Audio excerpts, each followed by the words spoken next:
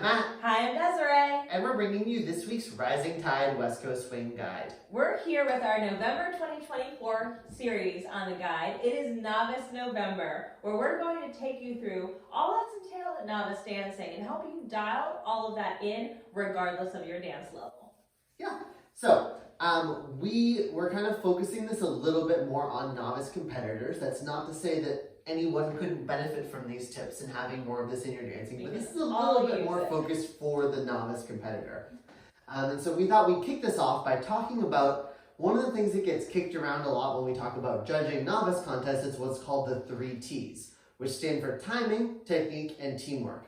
And those are roughly in that order what judges are looking for in novice competitors. And so we thought we would give you kind of a quick high-level overview as well as some tips for how to do well in each of those and then continue to work on them in future weeks of the series. So what is timing? So timing, at a kind of high-level overview, is dancing your 6 and 8 count patterns or your 6 and 8 count timing on time to the beat of the music. So our first mini lesson on timing, leader or follower, is actually knowing that you're on time. Now folks think because maybe they can dance in a beginner or intermediate class and no one tells them they're on time, or because they can hear the beat of the music, that means with all of the wild variables of a large novice competition, they will 100% of the time be on time. And that's just not true. We have to practice not only hearing the beat, but feeling confident moving our body to that beat. So put yourself in situations in practice mode where either solo or in partnership,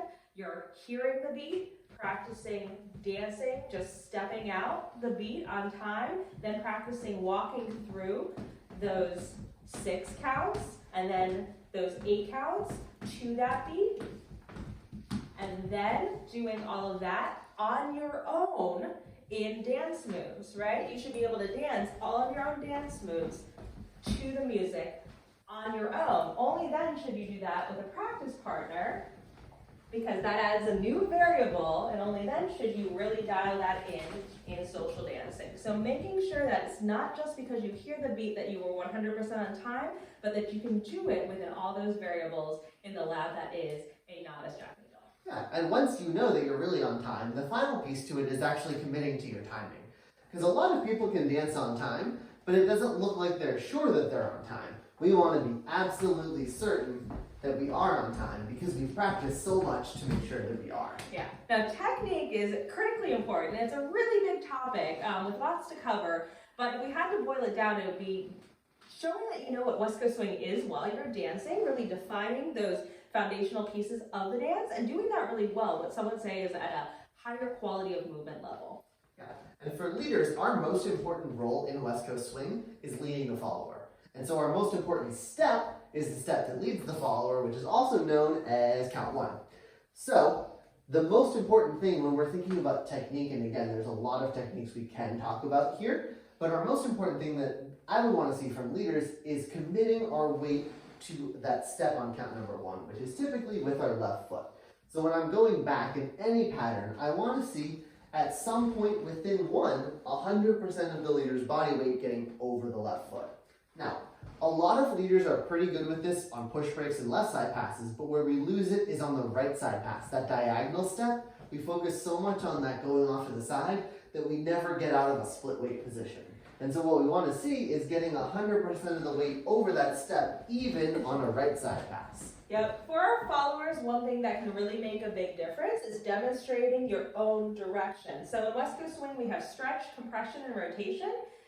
You need to know that your techniques are short up to be able to show that with ease. If Matt is leading me really well, and I know that this is a dance that stretches away and compresses toward, but I don't demonstrate that, or on a turn, I don't really feel comfortable moving through this with rotation, then I might not showcase my best self. But if I can show my own direction, that I have a trajectory in the dance, like an arrow that has a clear momentum of its own, then I will come across like I have stronger technique. Yep. And finally, teamwork, which kind of a high-level overview essentially just means look like you're having a good dance with each other. Yes. Right? We in a prelims or a semifinals context, we are judged individually. However, we still are dancing with another human being. And so we want to treat that person like a human being. Yes. So at all times, regardless of how the dance goes. one helpful reminder for leaders is that if something doesn't go well, let's say you lead a move and the follower doesn't quite pick up on it, socially, a lot of times followers actually want you to do that move again so that they can have another chance. Second chance. In competition, that's not necessarily the best thing because oftentimes judges can't really tell if it was the leader or the follower that messed something up. And so if you try to lead that exact same thing again right away, it's probably not going to look super great for you. Yeah, and followers, there are a lot of different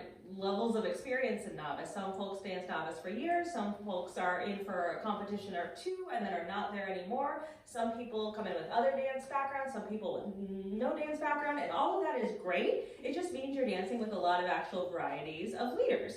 And so one thing that can help you, and can help leaders with followers too, for the same condition is to breathe.